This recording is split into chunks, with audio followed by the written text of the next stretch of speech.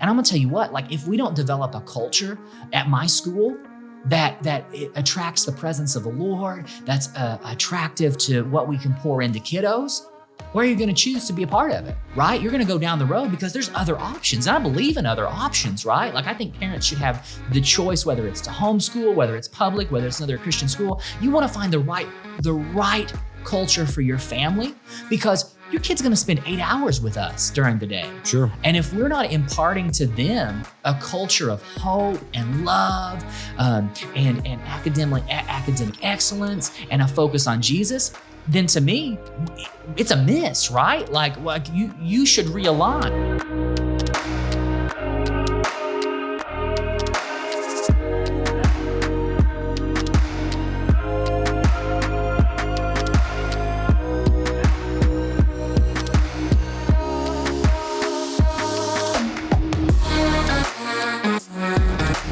Welcome to the Culture-neer podcast. I'm your host, Terry Gwaltney. Excited today to welcome Principal Blake Bradley with us to the show today. Man, I'm super stoked. So Blake, welcome to the show. Oh man, thanks Terry. I'm jazzed to be here. I'm gonna tell you what, you guys are listening, but the ambiance in this room is like next level. I'm like sitting here looking out over fields that are just rolling with green. There's a fire rolling. It's just gonna be cool and excited just to. I don't know if you guys have listened before, but if not, Terry has tons of content out there and just years of bought wisdom. That's one of the things that I love about what you do, Terry, is that you've walked it out. You know, it's not just theoretical. It is practical and it is bought. So cool to be on here and to just talk with you. Scars and Bruises. That'd be a good name for the show. So, we talk about experience really is what you learn from making mistakes, but wisdom is learning from the mistakes of others. So that's kind of the goal of the show. You know, we can get on here and just share, what we've learned, and most of it the hard way, and give people the cheat code. I think that's what a book is. If I can spend $25 and 3 hours of my time reading a book, but I can gain 25 years of experience, I mean, that's just smart on my part. And so anyway, we'll add some value today. This will be fun. I'm really excited just to hear your perspective from the standpoint of, culture and coming from the nonprofit world, because I think culture is the secret sauce to anything. It doesn't matter if you're on an athletic team. It doesn't matter if you're running a business.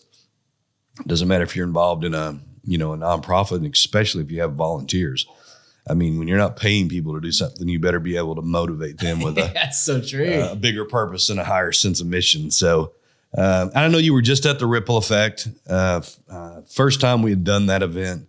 And it was pretty interesting just to see the spectrum of the audience because, you had for-profit, nonprofit, business owners, aspiring leaders, and kind of everywhere in between. So I was curious as we get rolling today, we'll start with some of your, personal story and your backstory, your journey, where you came from. But I'm curious what your takeaway was just from the Ripple Effect. Oh my goodness. The Ripple Effect was awesome. And I didn't know, coming in, I had talked with you. I talked with Susan a little bit, who kind of helped organize it and just kind of her heartbeat with it. And I was like, oh man, I would really like to create space. I wasn't able to go to Man Up this year. Mm-hmm. And I had just heard testimonials from it and just some of the change and the inspiration that happened. I was like, man, the next time Terry has something, I have got to create space and be there. And I didn't even know all the guest speakers that were coming in. And so I was like, okay, let's roll in there. And conference life is something I love. I mean, whether it's a Christian conference, whether it's just a vocational conferences, I've sat through a lot and some really good and impactful and some, snooze fest. And so I was coming in and I'm telling you what, the Ripple Effect rocked my world. It was so cool. I wasn't sure exactly, what was going to be the lens. Was this who were going to be speaking? What was it going to do for me personally? All of the things hit. I mean, from my profession and professional sense, it was helpful. From a personal sense, it was helpful. And the speakers that you were able to pull together and that worked it were great. I mean, you have a former president of KFC and Yum Brand.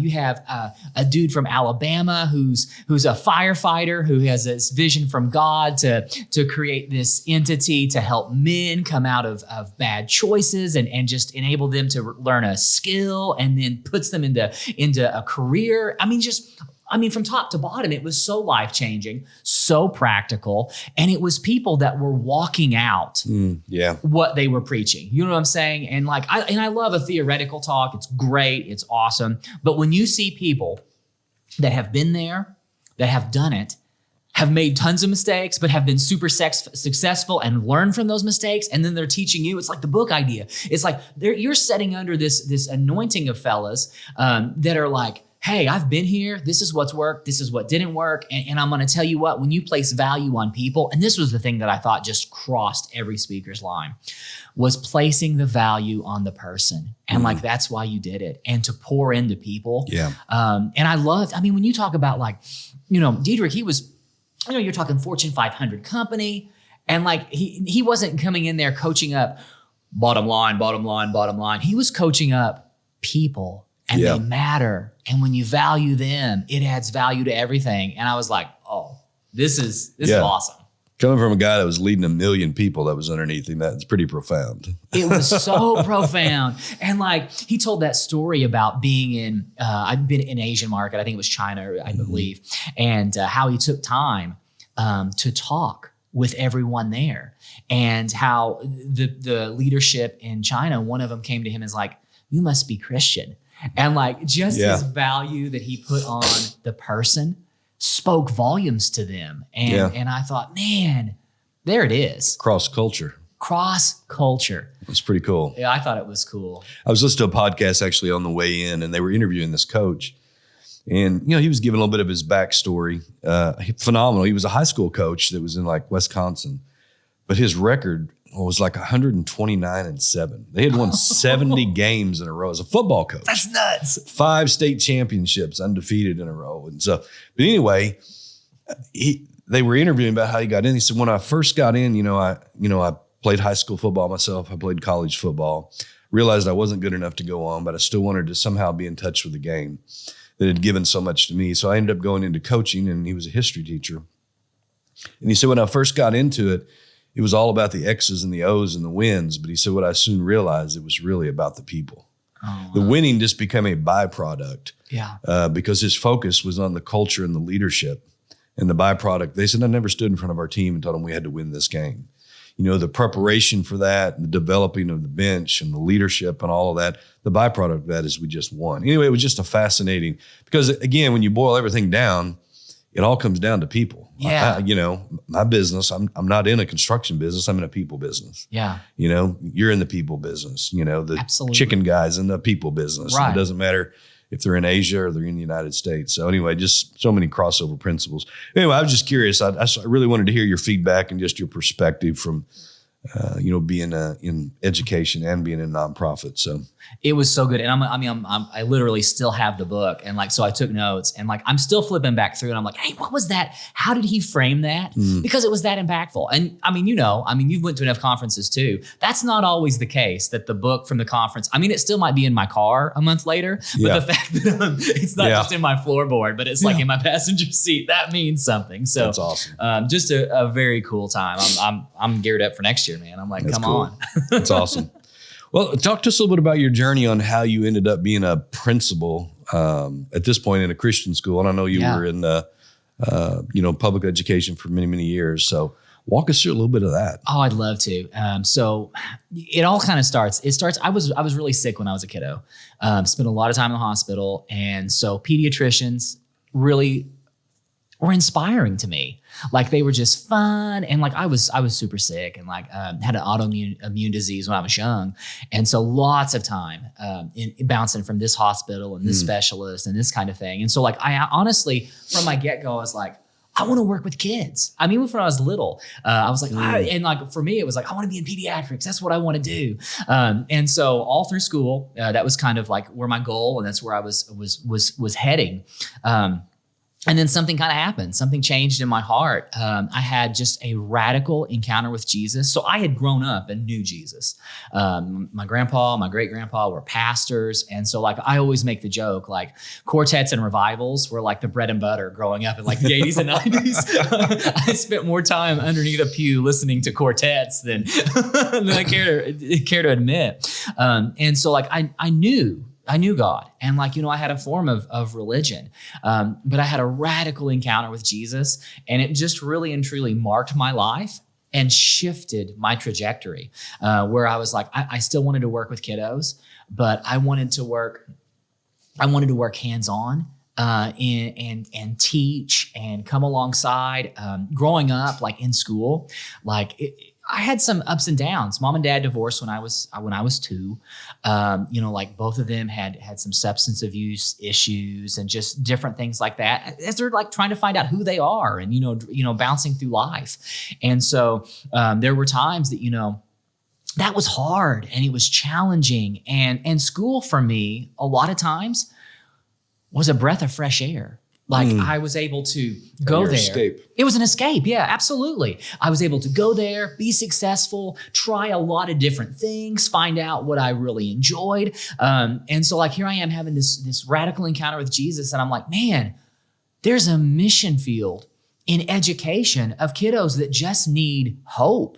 And I was like, I feel like I want to be there. I want to do that. And so I love science. How old were you at that stage? Okay, so I had just turned 20. Oh, wow. Yeah. So I was 20 years old, and God just, he like arrested me. It was one of those moments, I could tell the story. So I had known him, but I had not known like the power of who he was relationally and his presence and his spirit. And, he just smote me. Really and truly just knocked me off my course and onto his. And it was beautiful. I met my wife in that season of life. And the two of us just partnered together to chase after God. And I finished my bachelor's degree. And honestly, felt so marked. So I was working at the city of El Dorado doing like street and alley work, right? And I was a semester away from finishing my degree. And I'd felt we were doing this little youth retreat. And so it was just a youth church that Promise and I, that's my wife, had just set up in El Dorado. It was in an old car lot building. Like it was the showroom of a car lot. And we were just doing, we didn't have the best mission statement. We didn't have the best anything, but we were just loving God and loving kids and just trying to like impart to them a fire to chase after him. And so I'm working at the city of El Dorado. And one of the guys I was working with was like, "What are you doing here, Blake?" And I'm like, "What do you mean, man? I'm just living life, bro." And he was like, "No, you're too smart to be down here." He goes, "We're out drinking every night." It just gives me this whole thing. And he's like, "You're just different. You need to do something." And the boss that was working with was like, "You know what? You're right. What's he doing here?" And I'm like, "Guys, I'm just enjoying it." And I valued it. It was like I could show up, I could do a job, and then I could go home. And I could, what I'm saying? Like there was something it was a really nice placeholder for me. And like lots of my mental energy could go to just chasing after Jesus. And I had enough emotional quotient at the end of the day that I could pour into kids' lives. So for me, it wasn't a bad fit. I wasn't dissatisfied. But they're like, "You need to go talk to the superintendent here in town. There's going to be a science opening." And so I go up and the superintendent his name was Gary Siebert. He's deceased, but man, a cool dude. Always had been good to me, and my family. I actually had played baseball for him. He coached me in one summer league. And so I'm going up and I'm talking to him and he goes, "Blake, you remember that time that you made that catch up the middle and I ran up and grabbed you?" And it was hilarious. He was kind of a bigger guy. And like he ran out on the field and like picked me up and swirled me around because I'd made this grab that is the third out of the inning and it sealed the game. And he starts talking to me about that in the interview. And I'm like, "Oh man, Gary, yeah, that's right." And he goes, "Well, Blake, I'll tell you what, if you'll go back and you'll finish up this semester, you've got a job here at El Dorado." And that was kind of the cadence of his voice. And so I went back and like, this is how I knew that God was in it. Like I wasn't looking for it. I asked the Lord, I said, "Lord, if you open this door, I'm going to honor you and I'm going to do this. It's what I want to do. I want to work with kids. It's in the town I serve." I really believed in serving your city. I still believe in serving your city, that we should come into a town as a faith believer and we should make that town better because we're there, honoring the Lord, serving the citizenry. And so, God opened the door. I finished out my degree, and like I was in the teacher education program, and they're pretty rigid. Like they don't usually bend. It's got to be this way. Well, for me to finish my degree in time to start my job, they had to move around my student teaching before I finished my other classes. Doesn't usually happen, but man, God's favor was on it. Opened the door, and bam, here I am in El Dorado teaching chemistry and physics and just having a ball. And so that was my entry into education. I spent 9 years doing that and just loving it. I always tell people teaching is the best. I mean, I would teach and not get paid. It's just beautiful. It's fun. Your boots on the ground. I mean, like molding a young mind, showing them how to, balance a chemical equation, how to, move figures around, and like the light bulb comes on and you see it in their eyes and you're like, oh my goodness, this is why I'm created, was to just be able to open minds. And I was able to like run the Christian fellowship at the school and do a lot of those things that were just in me to do. And then about year 6 to 7, in that, the Lord started leading me to pray the prayer of Jabez, that that the Lord would expand my territory. And I was like, I don't know what this means. I don't know why. It hadn't been on my heart before to pray this. And I started praying it over about the next 12 months. And God opened the door for me to go back to school to get my administrative degree. And I was like, man, God, I'm happy. Why would, you're supposed to move and do stuff when you're dissatisfied, right? But I'm sitting here and I'm happy. And he's like, no, this is where you want to be. And like the heart of it was culture, was to be able to affect the culture of an entire school. And like, so I taught chemistry. And so the 180, 200 kids that I dealt with during the day, like I was able to impact their day, right? And like through that impacting the rest of the school, their families and that sort of thing. But he started to show me that as the leader of a building, my cultural impact for not only that building, but for those families and for that region and city was so much more. It was total prayer of Jabez. He was leading me to expand my territory, and by extension, his territory. And so, this is what I always believe, like God is always so good. When he opens the door, he brings the provision. So I went back to school.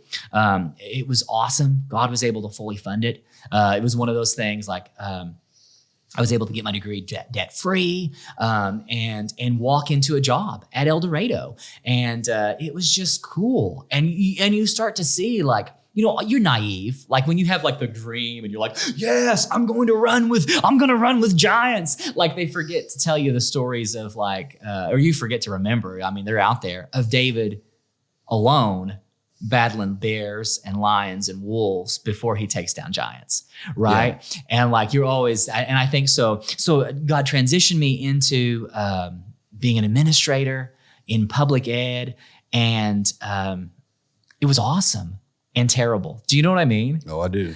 Because like, right? I mean, because when you move into that greater level of affecting culture, especially I feel like for the kingdom and for the goodness of humanity and mankind, and like that's your heart, like there's going to be opposition. Like, I mean, like there's a real counterpart to pushing forward hope. And so like, I guess moving into my position, I hadn't really thought about that. Like I'm taking ground for the kingdom, you know what I'm saying? And like, so there was a lot of learning. I feel like I learned, and I'm still learning so much about leadership, being a leader, and like just the things that come up and that you have to navigate.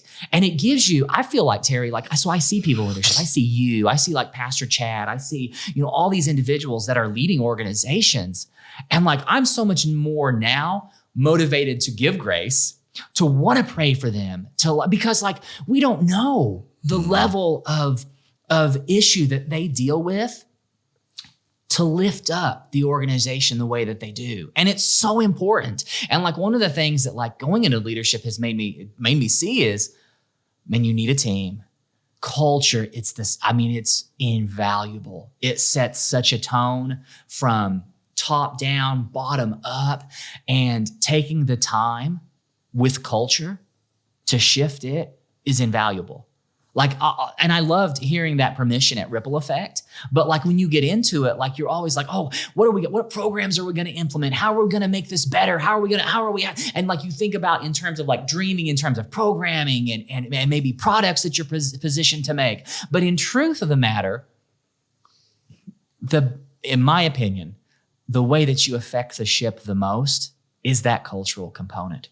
Oh, yeah. And so I guess over the last 12 years, that's kind of what I've been learning is how in terms of education do you affect that cultural component? That's so good. Because I think you're so right. And it's pretty cool how you talked about how your territory was expanded. Because that's really it. I think if you look at leadership in the proper lens, the days of top-down leadership, wanting the best parking spot, the best office, the plaque on the wall, all these people are now going to serve me, the big me, little you, that's really gone by the wayside. And the effective leadership of today really is a servant-style leadership.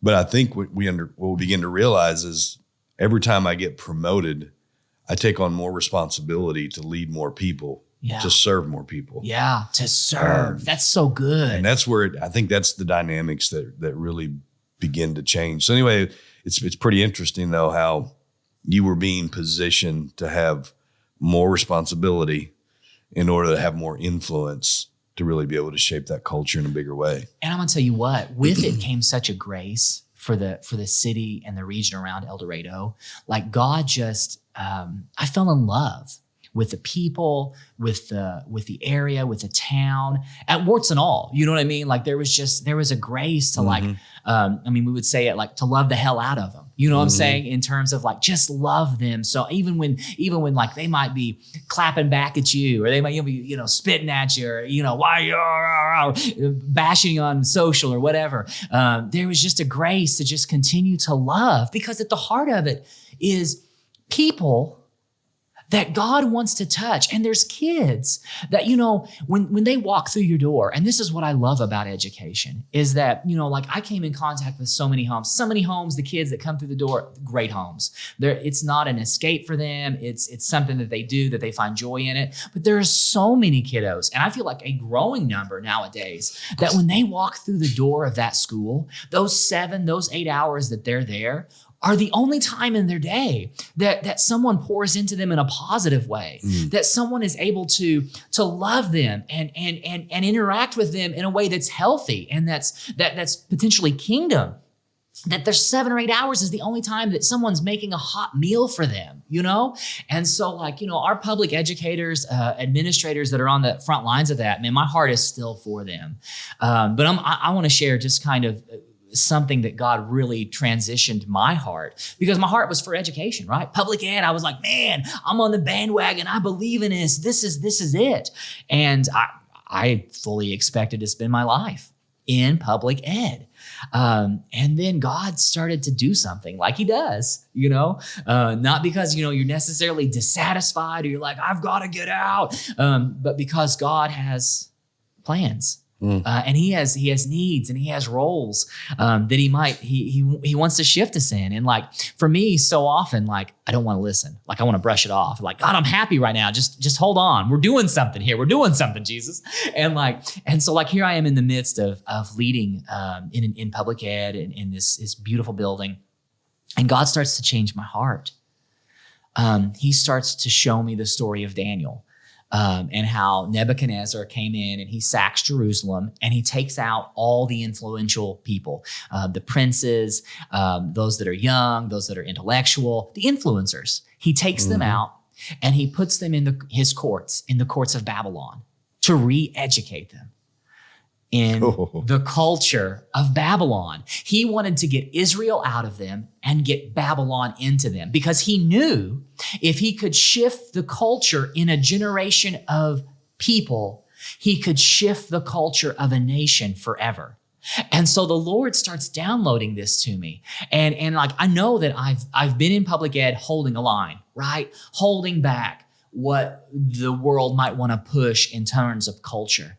And the Lord started to set my heart on fire to be able to no longer serve Nebuchadnezzar and the Babylonians but to reorient my life in a way that I'm advancing the kingdom within kiddos. And so like, there's this beautiful thing where like, God, actually, I'm like, God, I don't know that I don't want to go. I don't want to make my family shift anymore. Like we had moved, we had downsized from our big house to a tiny home. Like we live in 280 square feet. Wow. I'm currently a family of 4 in 280 square feet. So if it helps you, I do have a school bus that's my kids' playroom. So that's another 180, but it's still not topping 500. Oh, that's amazing. And so like all there's a this show in itself. I'm just saying, It's man. a reality show. Oh, it would be one. I think it's cool and it's rad. And I could go into all the ifs, the God and that. But so like all this shift had happened in my life, and I'm like, Jesus, I cannot put more on my family. Like God didn't have like my family's best heart in His heart. and I said, you have to make it plain. You have to send someone through my door. And I heard the Lord say to me, I'm going to send a lion. And I was like, okay. And so right away, I'm like, I guess Carterville's going to be hiring or something. Oh, that's good.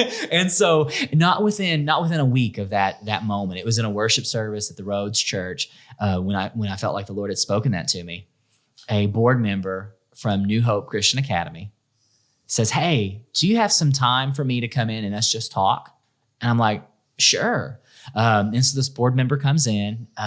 They were looking for an administrator, a head of schools, and she just starts talking to me if I would have any interest. And like all the time, I'm sitting there and I'm thinking, Jesus, what are you doing? It was a Holy Ghost like setup. a setup, yeah. Yes. And so like she's sharing just what's going on, and like midway through, I'm like, what's your mascot? And the board member's like, oh, we're the Lions, which I knew, but I wanted to hear it said. And I'm like, okay. And so like before the meeting was over, she was like, so do you think you have any interest? And I was like, I think for sure I do. And I think God's up to something. And so short story long story short, however you frame it, it was confirmed. I mean, not only in that meeting, but he confirmed it in some other ways. And so I began to shift from being a public educator to doing this Christian private school deal. And it's been wild. I mean, again, like a whole new learning curve in so many ways. I mean, the aspects of kids and people and culture, things I love. Right. And getting to jump into it has been so neat. I mean, Terry, for the first time in my life, I mean, like outside of like the church, I can just be overtly open with like my faith and with prayer and with the focus. And that's been so neat for me in terms of culture, because, before, I mean, I think most people would say I was still pretty overt, but like, I felt like I was much more covert. But like, like I can tie like what we do right back to scripture. And for me, like being able to tie it back to kingdom principles that openly is really cool.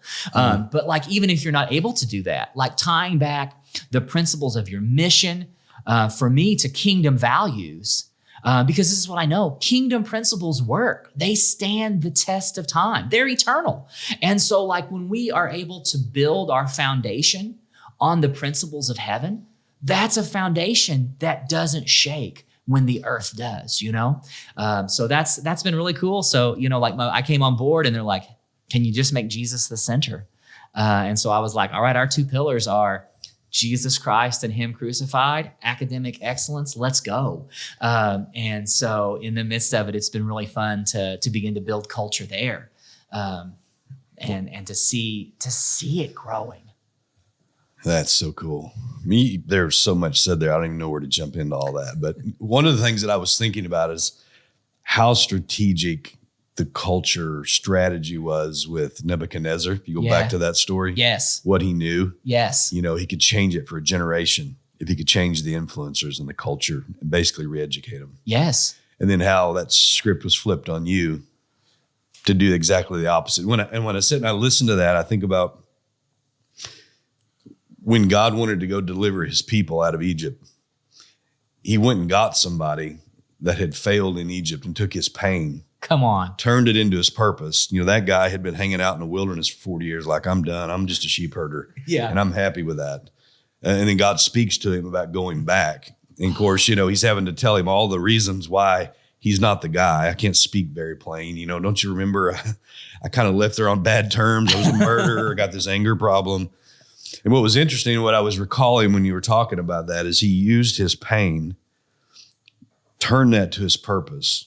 And when he went back, he got the children of Israel out in a matter of days, but it took 40 years to get Egypt out of them. Yes. That's the cultural part of what you were talking about. That's so true. And he almost had to wait for another generation, in order to be able to change the mindset. Because even though they were free, they still had a slave mindset. Yes. I think that's the power of culture. Even when culture goes toxic, it's so much easier to build something from the ground up and it be healthy and choose who's joining your team, who's aligning with your values, who's rowing the boat the same way. But we don't always get that. That's true. Sometimes we inherit the boat and it's already full of people. Yes. And you don't want to see anybody drown, but everybody's not going to row the same way. And you're going to have to kick some people off the boat, unfortunately, because they refuse to go along. Yeah. And that's just much harder. But I think the mission is so much bigger and the purpose is so much greater that many times the reason I think that we don't have the tougher conversations with people is not because of how it's going to make them feel. It's about how it's going to make us feel. That's good. And that's just the bottom line. Anyway, I just think that's pretty cool.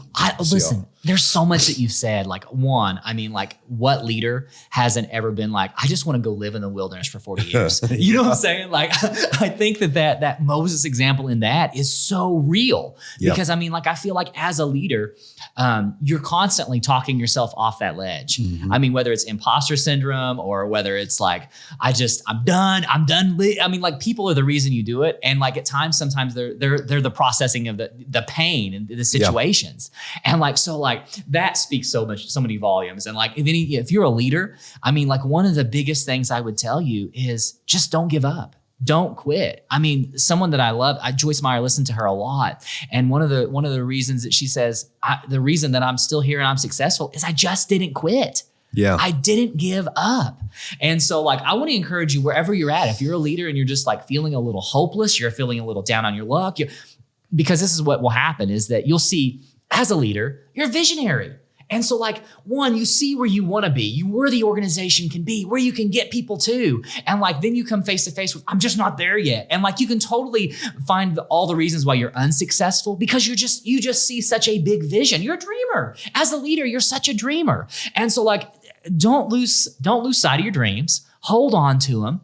Keep chasing after them. Don't quit. You're making a difference. And I love what you said about the people on your boat.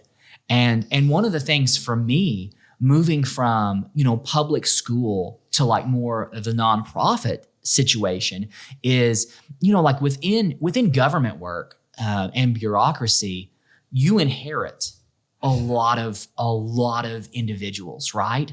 And I think that what you said is so true, is that not all of them are going to row in the same mechanism. And so much of the machine itself is built as a machine. The bureaucracy is created. It's a mechanical thing. It's a machine. And so you're plugging people into it to turn knobs, right? And so it can be a very difficult machine to turn.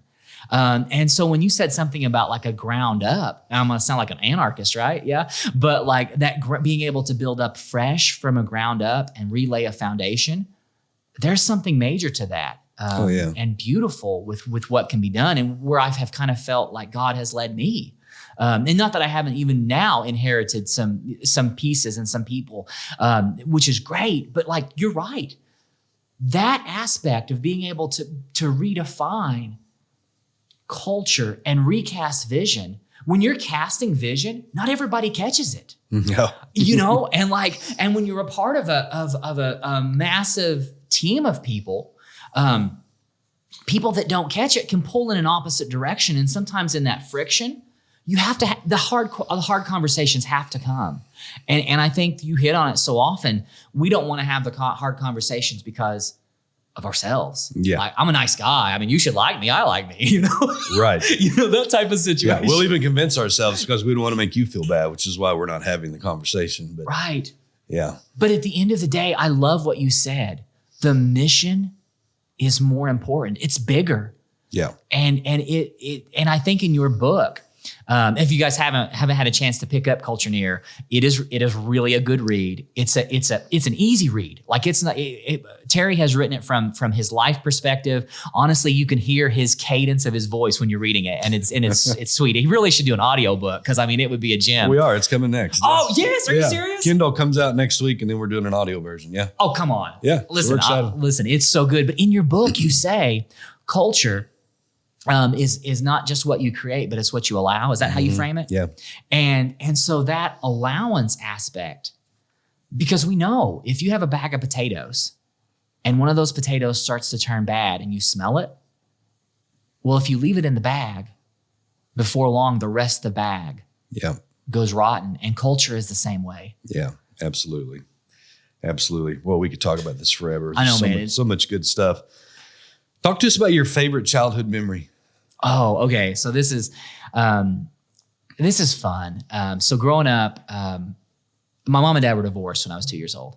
And so like, I spent a lot of time with my grandparents on both sides. My granny and gramps were just really neat people, taught me so many things. And so I have tons of really nice memories with them. One of my favorite memory though is with my dad. My dad was a roofer and did some construction. And so from about the time I was 12, every summer I would go with my dad and free labor. It's free labor. That's right. I started out making $5 an hour and I thought I was minimum wage. I think was $5.15 at the time. So I was like, this is $5 cash. Uncle Sam didn't even know. But like, I mean, like, and I was so young and scrawny, Terry, like I had to break up the bundle of shingles and just carry it up in parts, like, cause the shingle bundle was too big for me. But so we would get up in the summer months and get up about 4, hit the roof about the time the sun was coming up when it was cool and roof to about 1 or 2. And then we would come down when it got too hot. You know, we didn't want to track up the roof, for the asphalt shingle. And we'd come home, we'd have lunch at grandma's. Grandma and grandpa would come in. We would all eat together. We'd go home, get a shower. I'd take a nap watching Harry Carey and the Cubs on afternoon games. Wow, and Cubs fans. I mean, like, Terry, that is, anytime I think about it, that is one of my favorite memories. It was just working with my dad. A lot of times we would have baseball games in the summer afterwards, and he would either coach me or he would come and watch. And it was just, I love the summer. I love the thought of just getting out and working with my hands and to being around family. And so that memory kind of encapsulates what I love about life. That's good. So I know you're married. I know you have kids. Talk to us about how you met your wife. Oh man. So this is kind of a fun story. I wasn't looking. I mean, I was looking, but not for the one, right? So we were in junior college. I was 19 at the time, and Promise and I got cast in a theater show. We were in a play together, and we were cast as husband and wife. Now, my character in the show actually kills her. Interesting. We've always said we just hope it's not prophetic, and so far it's not. But we're opposite in the show, and I kind of into her. She kind of digs me. And we have this moment where the director was like, hey, you guys seem really awkward on set. What's going, and like, so we have this moment after one of our rehearsals where she's like, hey, I'm just going to come out with it. I kind of like you. And I'm like, girl, I'm all about you. And so like from that moment, we've just been together. We had this 2 or 3 hour talk on the hood of my car. And from that point on. And so like what became really cool about this is that at the time, neither one of us were really chasing after Jesus. Like he was on our radar, but it was like he was in the background, right? And so like she started kind of leaning more into Jesus, and like I was Jesus curious, and it coordinated where we start having these conversations about, man, we grew up in church, but like church kind of soured us on Jesus. And we're like, what if we just gave Jesus another chance? And we're like, yeah, What if we just did that together? What if we just chased after him? And so we start this process of like reading the word, getting back into like worship and prayer. And all of a sudden, like this is the moment in time where God like radically breaks into my life and like wrecks me for anything else. Promise is just lit up with the fire of the Lord too. And like the rest is history. We entered into like, covenant through marriage and, come on. Cool. This is what Jesus just starts showing up and wrecking stuff. Like I'm just blown away with my love for her.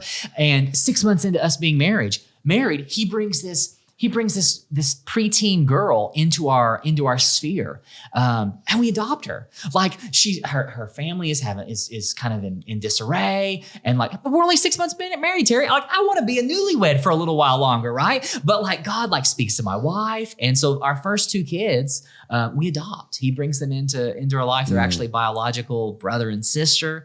They become part of what we do in terms of our youth and our church and who we serve.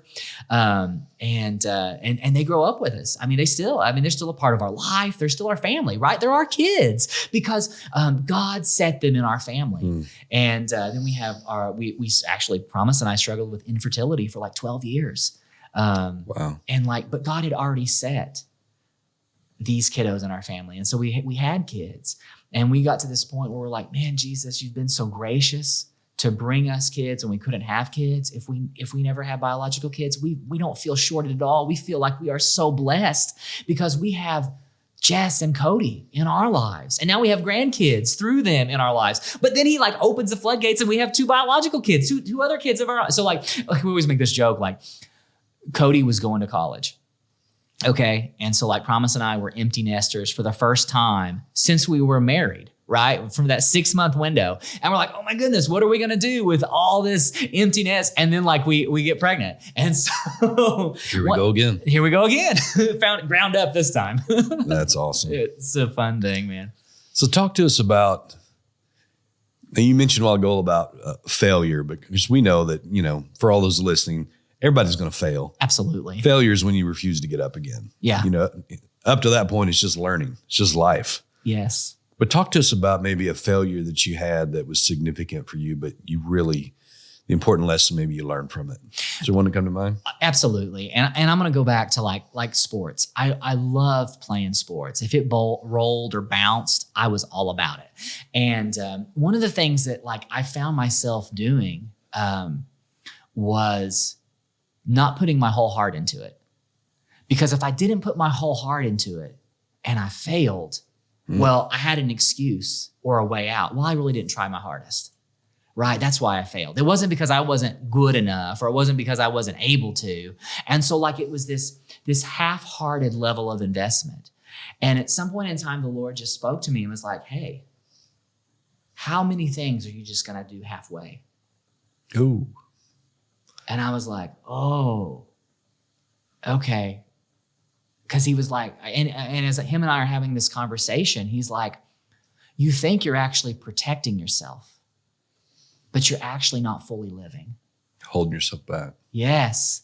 And like for me, that was such a major wake-up call. It was like, when am I going to fully sing my song? When am I going to fully live my life? Because if I'm just halfway investing and I'm not fully giving myself to this, I'm not really in it.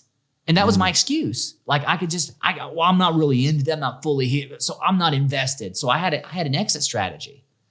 And he was like, what does it look like if you live without an exit strategy?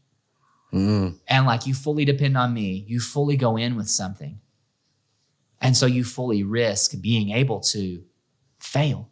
And so like my failure was not ever going wholehearted into something. And so I was like, okay, so if I'm going to do something, let's be all about it. And that's kind of, it was major. It was a major shift for me. Oh yeah, I bet it was. So, you can't make excuses in progress. You have to choose. It's one or the other. Yes. That's good. So I know your parents divorced at a really young age. Your grandparents, as you already spoke about, had a major influence on your life. So what's the greatest lesson either your parents taught you or your grandparents taught you? What sticks out as top of the list? I'm going to start, it's twofold. I'm going to start with my grandma and grandpa Bradley. Grandpa Bradley was a minister, hardest working man I've ever met in my life. I mean, like seriously, like up in his 80s, out working on hit and miss motors, rebuilding magnetos. He was a mechanic and just salt of the earth. Like he was that greatest generation, grew up during the Depression. I mean, like the type of people that are hard, like they have grit, man. They have true grit. And so grandpa taught me the biggest things for me: hard work. Work is not a 4-letter word. It's actually a joy. And to work hard is a beautiful blessing that you have from the Lord. So his discipline in that is beyond compare. And that's coupled with his wife, my grandma Betty, who's just a neat talking point anyway. She was blind. So she grew up in like the 30s and had a tumor on her optic nerve, had surgery. At the time the surgery happened, she was one of only, there were, I think, 7 people that came through the surgery that weren't a vegetable. Her doctor said, you're the 8th wonder of the world. I mean, seriously. So like, she's just a neat person. If to sit and talk with her is beautiful. I would love to be able to still. But she was all the love.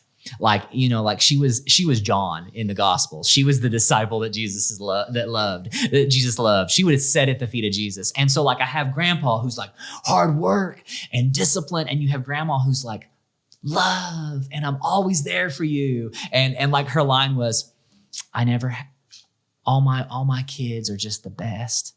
I have the best boys. You can't spoil a good boy. And like, of course, we always joke, you never really had a good boy to try that on. But like, that was just, so it was the two of them, that hard work and that discipline and that love. It's great balance. Great balance. And like, so that's, like for me, those are the things I try to walk away with is to love the way grandma loved me, but to be focused on working and the joy of that, the way grandpa showed me. Those two values kind of go hand in hand. Yeah, that's awesome.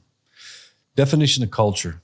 There could be 100 different definitions. What's yours? That's I've been thinking about that coming on to the show, because you really, I think you encapsulate it when you talk about the secret sauce.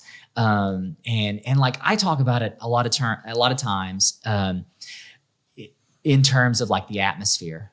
The atmosphere that's created in a space, right? And like sometimes you have this statement where you know it when you see it, or you know it when you feel it. Yeah. Right. And so like for me, it's that intangible presence that you sense when you walk into a place.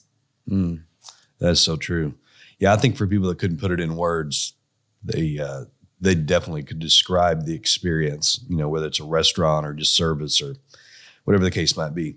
Why is culture I know why it's so important in a for-profit. Yeah. In business, it equates to higher engagement, decisions being made for a customer based on a value system in a business, as you're scaling it. Why is it so important in a nonprofit? I think for some of the similar reasons, but for me, as someone who leads a nonprofit, our vision and our mission is key. Right. And like, as a nonprofit, like nobody's coming to us to get super wealthy as teammates. Right. It's just the nature of what we do. And like, so to me, the culture is the most vital thing, because it's what's going to onboard the right individuals that are pillar people that are going to build on that foundation. Pillar people. That's good. Pillar people. I'm going to steal that. Do it. That's Jesus. Because when I came on at the Christian school, I knew that Jesus was our foundation. And he said, I'm going to bring you in pillar people. And part of it was, I felt like he was saying, don't just settle for the person that's there, like coming in or whatever like that. I'm bringing you pillar people that are going to build longevity. And so in a nonprofit, I feel like that cultural aspect is what actually makes you what you are. Creating the culture enables you to achieve the vision and the mission. And I'm going to tell you what, like if we don't develop a culture at my school that it attracts the presence of the Lord, that's attractive to what we can pour into kiddos, or are you going to choose to be a part of it, right? You're going to go down the road because there's other options. And I believe in other options, right? Like I think parents should have the choice, whether it's to homeschool, whether it's public, whether it's another Christian school. You want to find the right culture for your family, because your kid's going to spend 8 hours with us during the day. Sure. And if we're not imparting to them a culture of hope and love, and academic excellence and a focus on Jesus, then to me, it's a miss, right? Like you should realign. If those are your values as a family and they match our values, then let's run together. But if at some point in time our values don't align, you should realign. Either my values have gotten off or your family's going in a different trajectory. And we want to bless you. We want you to leave well. But for me, family's too important, Terry. And so our culture has to represent the culture of the kingdom. Because what we pour into our kids that walk through the door, they take home to their family. And you know as well as I do, kids are impactful in the family dynamic. Like homes can be torn apart. And like, this is what I love too, is that we're imparting a culture into our kiddos that they take home. What if in their house, mom and dad, maybe the fire has gone off for their love for Jesus. My heart is that the revival fire that we kindle at our school would go into our homes and create a revival fire there. That it would create revival fire on the block you live because of what our culture, what our secret sauce of the Holy Spirit is doing inside of kiddos. It's going to create, to steal, a ripple effect in communities. And so like, I still feel like we're such a cultural change vehicle at NHCA because we're able to impart the culture of heaven into kiddos, into our staff, and then they're taking it out and they're a rippling effect. And this is what I love. Like, okay, so I was in the town of El Dorado, right? Like at New Hope, we draw from counties all around the region. And so like, I feel like God has positioned us as a regional school to impact the region. Families regionally are getting impacted by the culture that is being created through NHCA. And that's cool, man. That's powerful. What would you say the biggest aha moment you've had in your career? What would that be?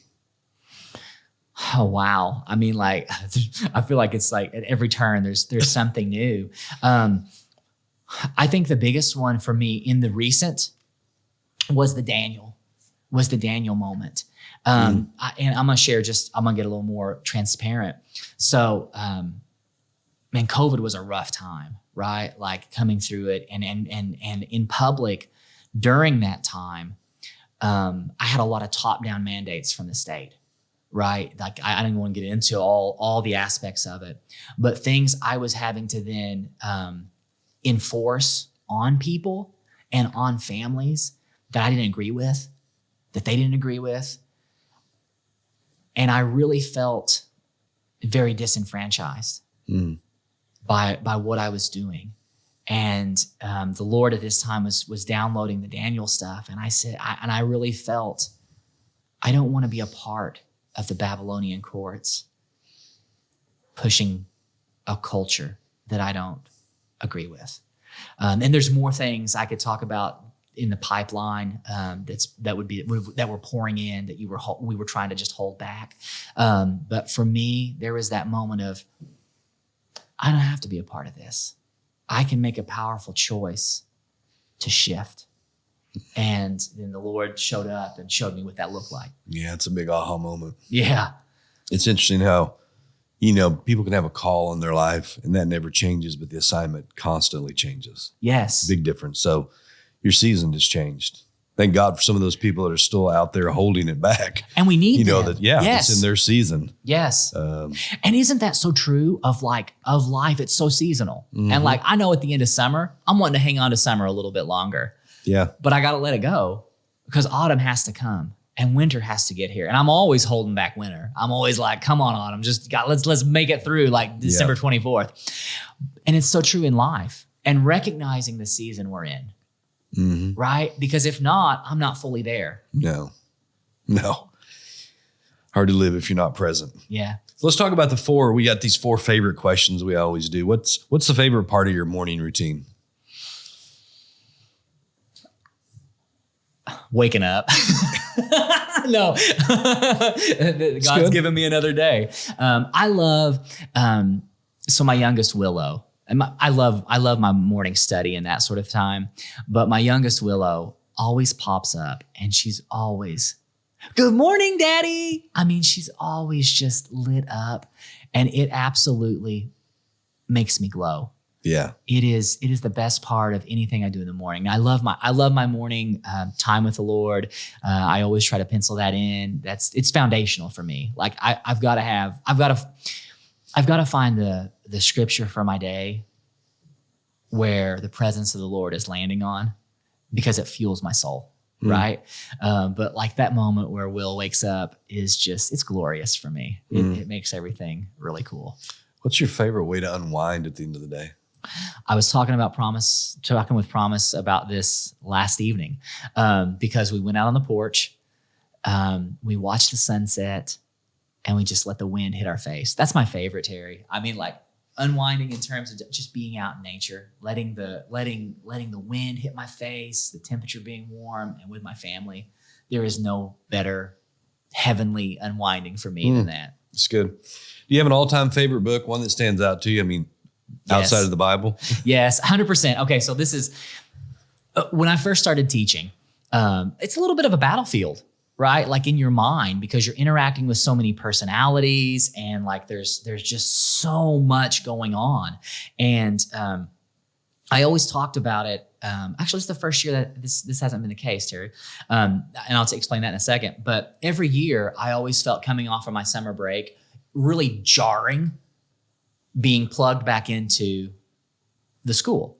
Okay. And like, so what I would do is I started reading Battlefield of the Mind. It's a book by Joyce Meyer. I've probably read that book 12 times or more. And I would read it every year, come July before August hit, to get my mind ready to go back into the school setting. And because it was so jarring. Like I had our home is, we're very specific about our home culture too, because I value family just to the utmost. And so to have a home that is peaceful, that is centered around Christ, it's a high value and a core value for Promise and I. And so it's something that we work to achieve, right? Like blessed are the peacemakers, like, cause you have to work to make peace at times within your home. And so like Battlefield of the Mind was lifeblood for me. But I'm going to tell you this. So this year was my first year, and it's my 20th year in education. My first year that I wasn't jarred by transitioning from my summertime routine to back in school, because the culture of what we do is centered around the King. That's good. Yeah. Favorite magical moment you'll never forget? I know it's cliche, but I'm gonna say it anyway. So there's this picture of my wedding day, where Promise and I, we went outside and we let go of these balloons. It was just her and I, and actually my piano player from the church we got married in was leaving. And he was like, "Oh, you want me to take this picture?" And I was like, "Oh, if you don't care." And it's just us holding these balloons and letting them go. But for me, it was the beginning of my best friendship, the love of my life, the other half of my soul. You know what I'm saying? And like that moment and that memory of our wedding day, just her and I, and us just pledging our love to one another. And not only that, but, coming into covenant where we said, it's just you and me, girl.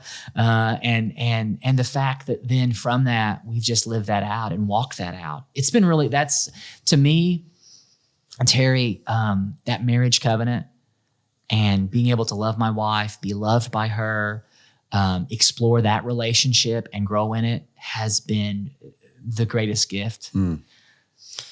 How romantic. Yeah. Your wife's going to have to listen to the episode. Yeah, I had to throw that in so she would. No, I'm playing. So one piece of advice you'd give to our listeners on how to improve the culture in their organization, what would that be? I mean, there's a lot of ways. I mean, like for me, it's always pray. I think anything is laid on the foundation of prayer is going to be better.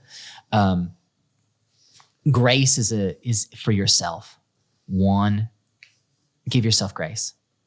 You're going to make mistakes. It's okay. You've got to learn from them. You've got to grow from them. Just don't give up. I mean, really and truly, that is the biggest thing I would say is don't lose the hope. Don't give up. Find moments. I'm giving you like 5. Find moments of refreshing for your soul because the vision is so vital. The mission that you're seeking to accomplish is so important. And creating the culture is worth the cost. Yeah, that's good. Well, that's a good quote right there. What's your definition of culture-neer when we say that word? What comes to mind for you? Terry Gwaltney. I mean, like really, dude, you're a cultural pioneer. I mean, it's what you, I mean, if you haven't had a chance to read his book or to check out some of the other podcasts, I would, because you're a guy who saw what culture did in an organization. And then you doubled down to the point that you're like, my bottom line is not going to be what drives this. The cultural shift is, and then you walked it out, man. That is a culture-neer. You're a cultural pioneer, man. I mean, that's the best example I can give. All right. Well, I've never had that definition before, but I'll take it. That's good. So how do you want to be remembered when your life here on the earth is over? Man, that I love Jesus.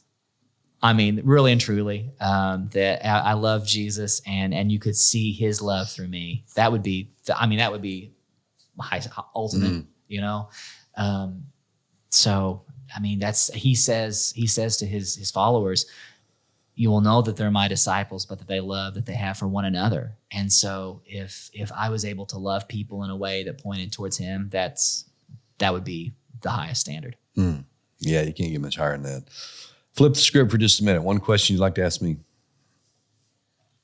Yeah, there's like 15. So I want to pick the one, right? Like that's the pressure of this one. What keeps or kept you going through times when you wanted to say, I'm out? A sense of purpose. I mean, that sounds really, really broad. My life's filled with all kinds of hiccups, scars, self-inflicted wounds, mistakes, failures. You write a whole book. But I always knew that there was a sense of call and a sense of acceptance on my life from the Creator. And regardless of what was in front of me or what it looked like, I knew that never came into question. What that would look like, I didn't know, but I knew that never changed. And I think that sense of purpose on the inside combined with just optimism. So I think a visionary in any organization that you're leading, that vision lives in the theater of your mind. You're the architect of the future with that. And I think the importance of being optimistic, we teach our guys all the time, you take an optimist and he looks at a situation, he's seeing all the opportunities. You take a pessimist and let him look at the same set of circumstances and he's looking at all the obstacles of why it can't happen. And so I think that sense of optimism combined with a sense of purpose definitely is what's helped keep propelling me to go forward. I love that, Terry. Oh my goodness. And I tell you what, it makes me want to encourage the people listening because I feel like sometimes when you're a visionary and you're optimistic like that, man, people will throw a stone at your optimism even and they want to throw all because they don't see the vision. They want to tell you all the reasons why the vision can't happen. Yeah. But when you're a visionary, when you see it, you're just going towards it. And I would want to encourage anybody listening, if you are created to be a visionary, so you see it when other people don't, don't be surprised. One, they're going to find the reasons why you can't, but just know when you have purpose, like you're saying, and you have the vision, all the cants are going to be along the roadside that you're building. I'm just saying. Yeah. Andy Stanley says it like this. He says vision leaks too. So you can't communicate that vision too much. That's good. Because again, just because you can see it, you're leading people to a place that they're trusting that you're taking them because they don't see it yet. Yeah. And that's a lot of responsibility. That's a heavy weight. And I think, you have to really craft your communication skills. People think in terms of men think in terms of pictures. Women think in terms of words. You think back about just communication. You get into an argument with your wife and they're going to recall things like you forgot 5 years ago. It's like, how do you even remember that? But for you can recall images, and it's just how we're wired. And so learning, I think also how you're communicating that vision in a way that your audience is grabbing a hold of that. Because if the dream is worth following, you can't do it on your own. You're going to have a team to be able to do it. So you're going to have to be able to communicate it. So anyway. And this is something, and this is something I'm trying to grow into, is like, one, don't stop communicating the vision. I mean, sometimes you feel like, well, I've said it 5,000 times. Yeah. You've never said it enough. No.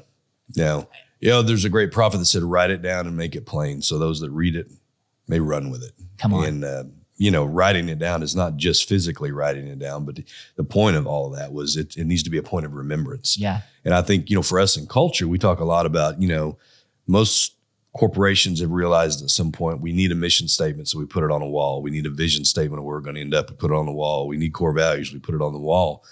But that's where they live. They don't live in the hearts of the people that they're leading, so they're not affecting the decisions they're making, dealing with the people that they're coming in contact with every day. And so the importance of that was somebody realized it's important that we don't forget, but they took the easy way out and they just wrote it down. Right. And they didn't repeat it and repeat it and repeat it. And they didn't find ways to communicate. As an educator, some people are going to learn with their hands. Some people are going to learn visually, and unfortunately, audibly, he is one of the most least effective, and so it really takes a combination of all of that. Yeah. And I think with vision, it's the repetition of that, but it's also the variety of the communication. Yes. Connecting with the audience. And don't you feel like, for me, I always have to be walking it out. If it's a vision, gotta model it. and core value, if I'm not modeling it, then nobody's gonna follow. Yeah. And then what I love to see, and visionaries listening and watching, is when your team is walking it out, and you look at them and you see them having the interaction that culturally is the thing that you've been casting the vision for and trying to model. And you see that and you're like, yeah, the culture's catching. It's growing. I'm not the only one carrying the flame. Because it's like you said, you can't be the only one. No. But when you see that culture and that flame move out, it's like, oh, something could happen. Yeah. When it moves from me to we, there's something going on. The language begins to change. Yes. It's not just, well, that's where I go. This is where we go. That's not theirs, but that's ours. And you just see it all begin to change.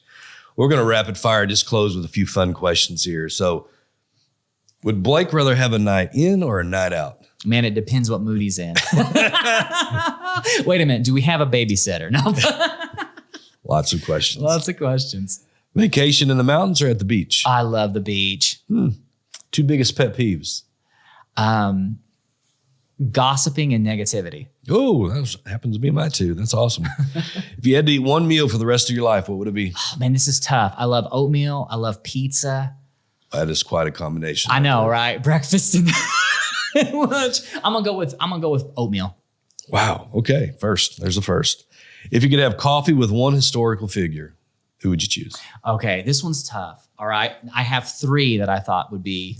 This is what I do. It's not multiple choice. This is what I do, bro. The question's just a starting point for negotiation. I hear you.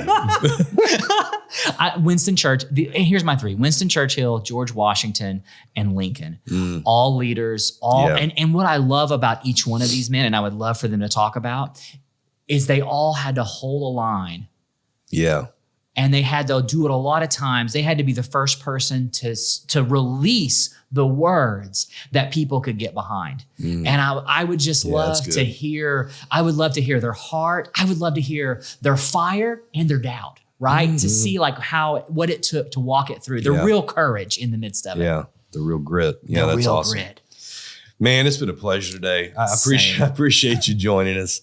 And just getting to know your story a little bit better. Man, we appreciate what you do. I just, I can say from a personal level, I've lived the experience now of 3 generations of private Christian education. Not just with me, my wife went through that. That's where I met my wife, 38 years. My kids experienced that. My grandkids are now experiencing that at different seasons, because public school had a place and then private school had a place. And Yeah. I have a sense of the sacrifice you have to make, but also the sense of mission. And kudos. We appreciate what you're doing today. Man, thank you, Terry. And just an honor. It's an honor to sit down with you.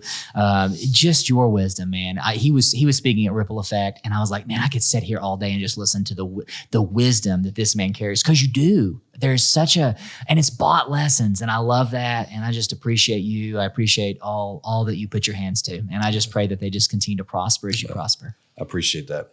Well, guys, remember, culture is only as healthy as the leader. We'll see you the next time on the Culture-neer podcast. Terry Gwaltney from the Culture-neer podcast. Listen, I want to say thank you for listening to the podcast today. I also want to encourage you to help us get the message out to more people. If you could like, share, and review this content on wherever you consume it, if you go into YouTube or LinkedIn or just whatever your social media channels are, and you could even share it, that would be a big help to us here at the Culture-neer podcast. Also, if you'd like some more information, you can go to www.terrygwaltney.com, where we have updates. We also have more resources. We share articles there. And you also can find our new book there called The Culture-neer. Again, we want to thank you again for taking time just to listen to the podcast or view it on YouTube. It's our goal to spend 20 or 30 minutes each time we're together to help grow your culture to a point where your employees refuse to leave and your customers can't resist. This is Terry. We'll talk to you soon.